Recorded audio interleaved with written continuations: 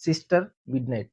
అసలు ఈ సినిమాలో ఏముందో, ఏం అర్థం జేసుకోవాలో, చూసిన ఆడియన్‌కి ఏం అర్థమైతదో అన్న విషయమైనా డైరెక్టర్‌కి అర్థమైందా? అసలు ఈ సినిమాని ఎలా చూడాలనేది మాకైనా చెప్పండి కొద్దిగా. చెప్తే మేము ఆ రకంగానే చూస్తాం. లేకపోతే ఈ సినిమా తీసిన డైరెక్టర్‌కి ఆయన సినిమా ఆయనకు అర్థమైతే చాలు అని ఏమన్నా అనుకున్నాడా అనిపిస్తది. ఈ సినిమా చూసిన తర్వాత. అనేది ఇలా ఎళ్ళిపోతా ఉంటది. పెరగదు, తగ్గదు. ఒక సీన్ తర్వాత ఒకటి, ఒక సీన్ తర్వాత ఒకటి పోతనే ఉంటాయి. కానీ చూసిన మనకి అసలు సీన్ ఎందుకు జరుగుతుంది? రీజన్ ఏంటి? దాని ప్లాట్ ఏంటి? అసలు ఏమి అర్థం పర్థం లేకుండా ఉంటది. ఒక నార్మల్ ఆడియన్‌కే గాదు. సినిమాల్ని పిచ్చి పిచ్చిగా చూసే వాళ్ళకి గూడా అసలు ఈ సినిమా ఎందుకు చూస్తున్నా నేను? అసలు ఇందులో ఏముంది? అన్న విషయం గూడా వాళ్ళకి అర్థం గాదు.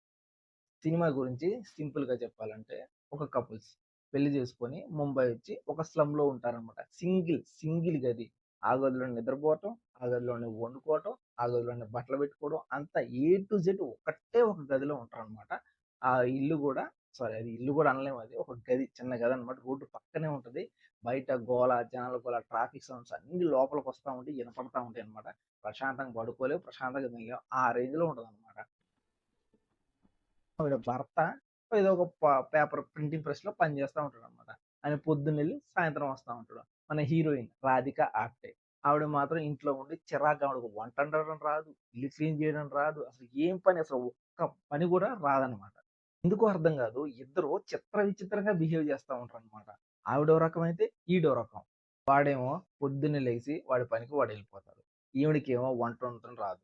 ఇల్లుని ఎలా చూసుకోవాలో రాదు. ఇల్లు క్లీన్ చేయడం రాదు. అసలు ఏమీ రాదనమాట. వాడేమో పని నుంచి సాయంత్రం వస్తాడు. వచ్చిన తర్వాత ఏం జేయాలి? ఏదో వాడేదో పార్సెల్ తీసుకొస్తాడు. వీళ్ళు కూర్చొని తింటారు. తిన్న తర్వాత నైట్ ఏం జేయాలి?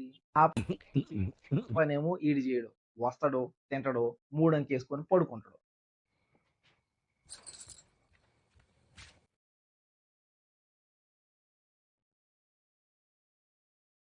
ఇవన్నీ చూసి ఆవిడకి ఫ్రస్ట్రేషన్ పీక్స్‌లోకెళ్ళిపోతదనమాట. ఏం జేయాలో అర్థం గాకుండా అర్థం పర్థం లేని విషయాలన్నీ జేస్తా ఉంటది. ఒక ఆఫీస్‌లోకెళ్ళి ఊడ్చే పనిలో జాయిన్ అయితదనమాట. రోజు హెల్త్ పాడైపోతదనమాట. ఇంక డాక్టర్‌కెళ్ళి చూపించుకుంటే "నువ్వు సరిగ్గా తినట్లేదు. మంచిగా తిను" అని డాక్టర్ జెప్పారు. కాకపోతే మన హీరోయిన్ ఏమైద్ది? రక్తపింజర అయిపోద్ది.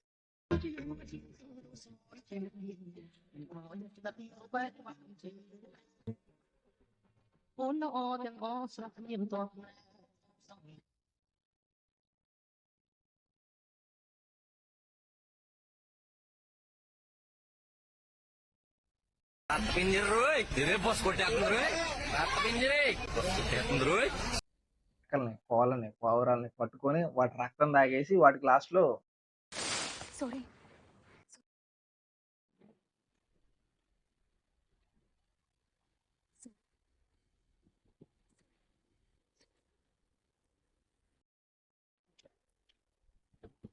సారీ. ఇలా జరుగుతూ ఉంటే ఒకరోజు మన రాధిక ఆప్టే అసలు ఫ్రస్ట్రేషన్ తట్టుకోలేక ఒక నైట్ వాడితో ఆ పని చేసేసరికి వాడు దెబ్బకి చచ్చిపోతాడనమాట.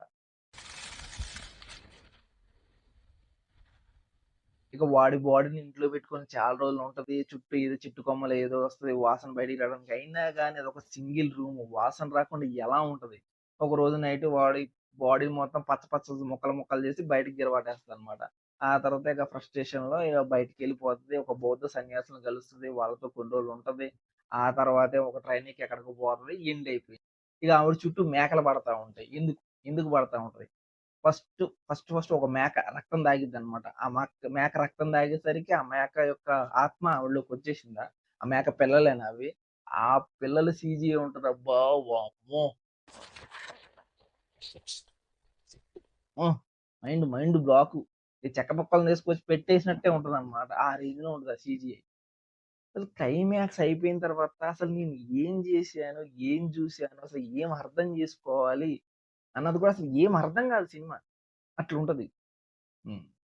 మీరు ఫ్రస్ట్రేషన్‌లో ఉండి, ఆ ఫ్రస్ట్రేషన్ ఇంకొద్దిగా పెంచుకుందాం అనుకుంటే, ఈ సినిమా ట్రై చేయండనమాట. అసలు ఈ సినిమాకి ఇన్ని అవార్డులు ఎందుకిచ్చారో నాకు ఇప్పటికి అర్థం కాదు.